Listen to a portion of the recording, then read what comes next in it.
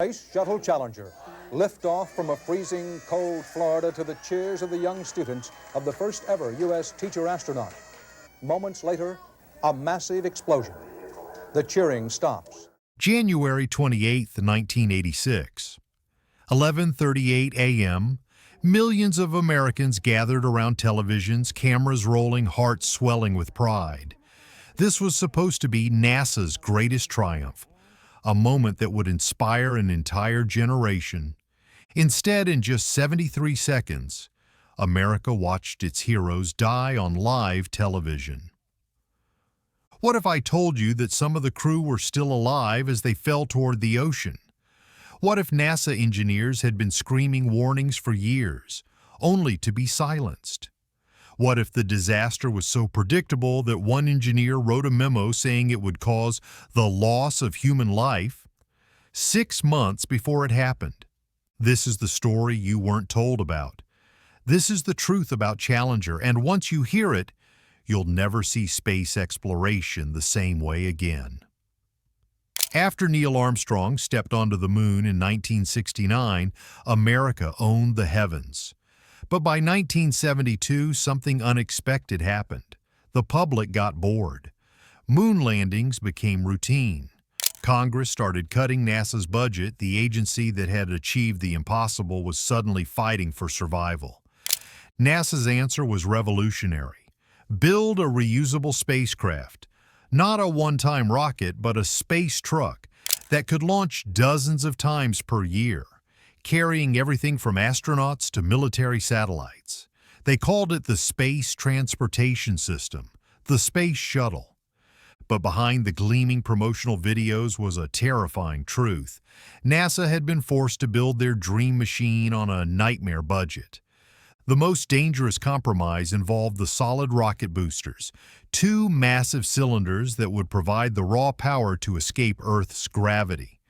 The safest option was liquid fuel, but it was expensive. So NASA chose solid fuel instead. There was just one problem. Once you light a solid rocket, you can't turn it off. If something goes wrong, the crew is committed to ride it out, or die trying. Even worse, these boosters were built in segments, like a deadly jigsaw puzzle held together by rubber rings called O-rings. If those rings failed in the freezing cold of a Florida winter morning, well, we'll get to that. Meet Roger Boisjoli, a name most people have never heard, but a man who tried to save 7 lives. Boisjoli was a senior engineer at Morton Thiokol, the company that built the Space Shuttle's solid rocket boosters. Starting in 1981, he began noticing something terrifying. After nearly every flight, the O-ring showed signs of damage, burn marks, erosion, charring. In August 1984, after one particularly close call, Boisjoli found soot between the primary and backup O-rings. That meant the primary seal had failed completely.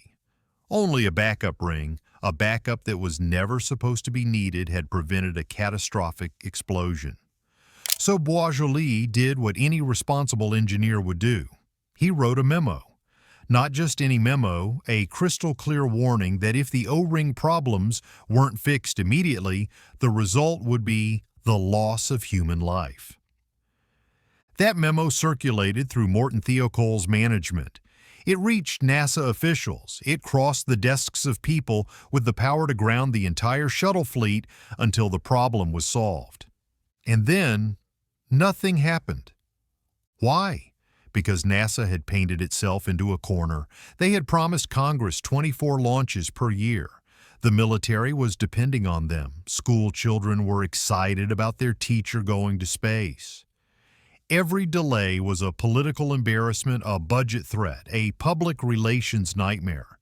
So instead of treating repeated O-ring failures as red flags, NASA did something psychologists now call normalization of deviance. They took a system that was failing and convinced themselves it was acceptable because nobody had died yet. Roger Boisjoli kept pushing.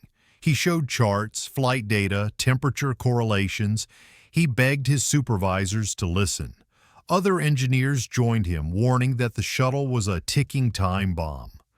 But in NASA's culture of the 1980s, being a team player meant staying quiet. Speaking up might cost you your career, and so the warnings were filed away, ignored, and forgotten. January 27, 1986.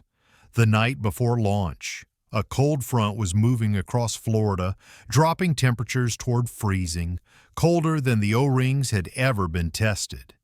At 8 p.m., Morton Thiokol engineers held an emergency conference call with NASA. Roger Boisjoli and his colleague Alan McDonald presented their case. The cold weather would make the rubber O-rings stiff and brittle. They could crack, they could fail to seal, the crew could die. Initially, Thiokol management supported their engineers. The company recommended delaying the launch until temperatures warmed up. And at the end of that presentation, I want you to make sure that the Vice President of Engineering comes on and makes a recommendation. What is the lowest temperature it is safe to launch? But then NASA pushed back. Hard! NASA officials demanded proof that cold weather would cause failure. When the engineers couldn't provide absolute certainty, only engineering judgment and years of concerning data, NASA's frustration boiled over. Then came the moment that sealed Challenger's fate. Thiokol management asked for a 5-minute recess. When they returned, they had changed their position completely. A Thiokol executive told his engineers to put on their management hats instead of their engineering hats. The objection was withdrawn. The launch was approved.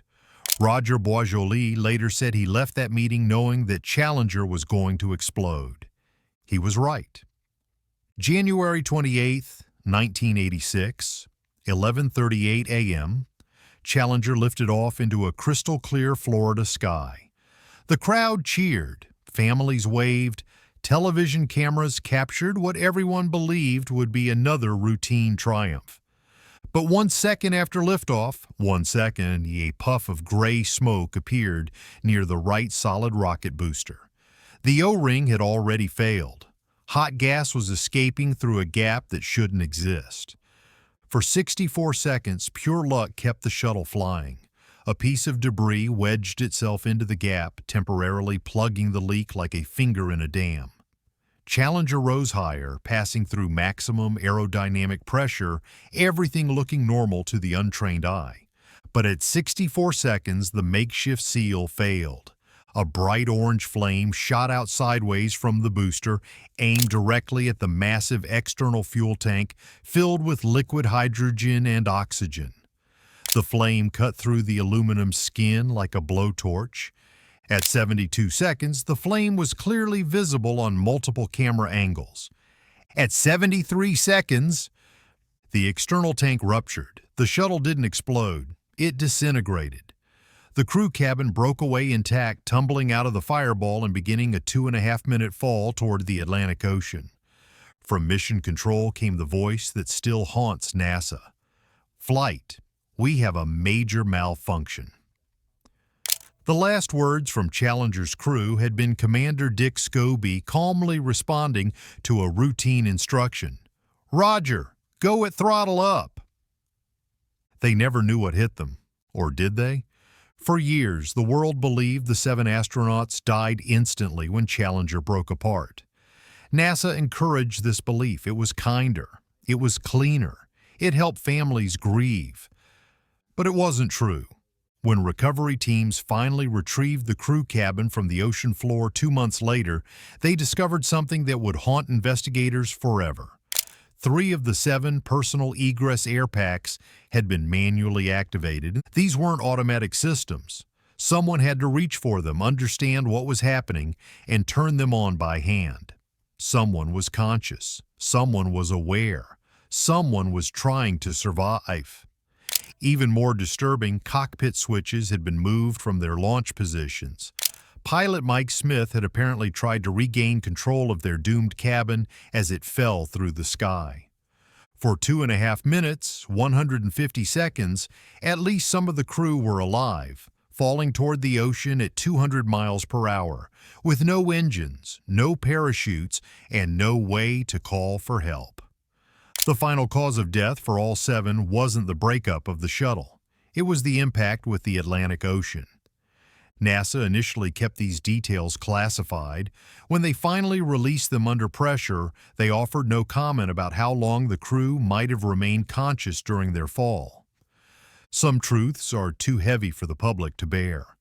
Within hours, Challenger's destruction became one of the most watched disasters in television history.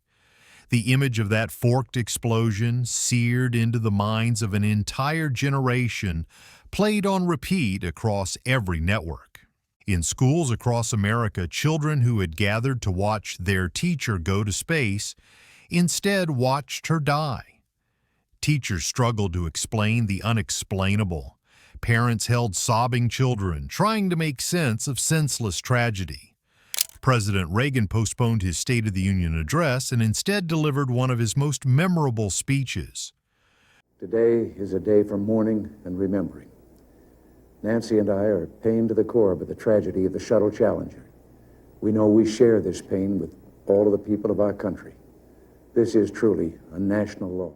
We will never forget them, nor the last time we saw them this morning as they prepared for their journey and waved goodbye and slipped the surly bonds of earth to touch the face of God. But behind the national mourning, a furious investigation was beginning. The Rogers Commission, led by former Secretary of State William Rogers and featuring Nobel Prize-winning physicist Richard Feynman, would expose not just the technical failure, but the cultural rot that made it inevitable. Roger Boisjoli, the engineer whose warnings had been ignored, testified publicly about the O-ring failures. His testimony was devastating, methodical, and heartbreaking. He showed the commission exactly how the disaster could have been prevented. For his honesty, Boisjoli was ostracized by his industry. Morton Theophile reassigned him to meaningless tasks. Colleagues stopped talking to him. His career was effectively over. He had tried to save 7 lives. Instead, he became a pariah for telling the truth. The shuttle program was grounded for nearly 3 years. NASA underwent massive restructuring.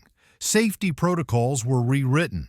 The solid rocket boosters were completely redesigned with new joints and better seals. But 7 people were still dead, and no amount of engineering could bring them back. Nearly 4 decades later, Challenger still echoes through our culture and our conscience. In 2022, documentary filmmakers accidentally discovered a 20-foot section of Challenger's hull on the ocean floor, perfectly preserved in the sand. This morning, the discovery undersea of a large section of the Space Shuttle Challenger, which exploded more than 3 decades ago. Definitely an aircraft. I think we need to talk to NASA. NASA confirmed the find, saying it would be preserved out of respect for the families and the legacy of the crew. In 2024, New Hampshire unveiled a life-size bronze statue of Christa McAuliffe.